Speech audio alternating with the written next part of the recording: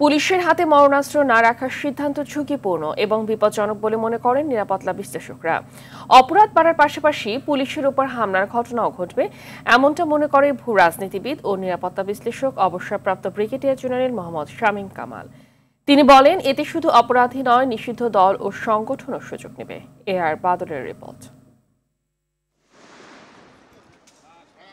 বৈষম্য বিরোধী আন্দোলন দমাতে গেল বছরের 5 আগস্ট পুলিশ মারণাস্ত্র ব্যবহার করে মানুষ হত্যা করে। আবু সাইদের মতো নিরস্ত্র শিক্ষার্থীকেও হত্যা করতে ছাড়েনি আইন শৃঙ্খলা বাহিনী।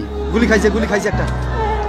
5 আগস্ট পরবর্তী বাস্তবতায় গেল 12 মে সচিবালয়ে স্বরাষ্ট্র উপদেষ্টা অবসরপ্রাপ্ত ব্রিগেডিয়ার জেনারেল জাহাঙ্গীর আলম চৌধুরী বলেন, পুলিশের হাতে মারণাস্ত্র থাকবে না, থাকবে শুধু এপিবিএন আর্মড পুলিশ ব্যাটালিয়নের কাছে। পুলিশের কাছে থাকা মারণাস্ত্র জমা দেবে।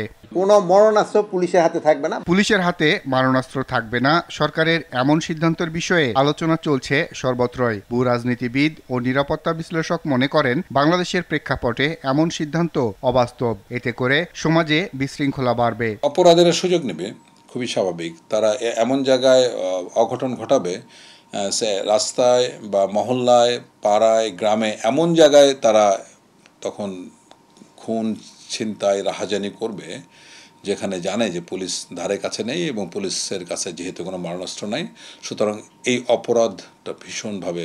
অপরাধের মাত্রাটা ভীষণভাবে বেড়ে যাবে। এই বিশ্লেষকের মতে, আগে কাঠামোগত উন্নয়ন এবং বিভিন্ন দিক বিশ্লেষণ করে এমন সিদ্ধান্তের কথা ভাবা যেত, কিন্তু সরকারের এমন সিদ্ধান্ত ইতিবাচক ফল দেবে না, মাথাচাড়া দিতে পারে বিভিন্ন নিষিদ্ধ দল ও সংগঠন।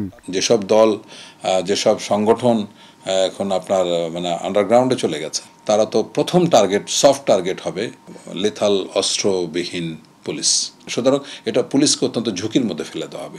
সুতরাং ওই পরিবেশ, ওই জনগণ, ওই আইনি কাঠামো, ওই আইন শৃঙ্খলা ব্যবস্থা যথাযথভাবে উন্নয়ন না করে পুলিশের অস্ত্রটা সরিয়ে নেওয়াটা খুবই বিপজ্জনক এবং ঝুঁকিপূর্ণ একটি অবস্থান বলে আমি মনে করছি।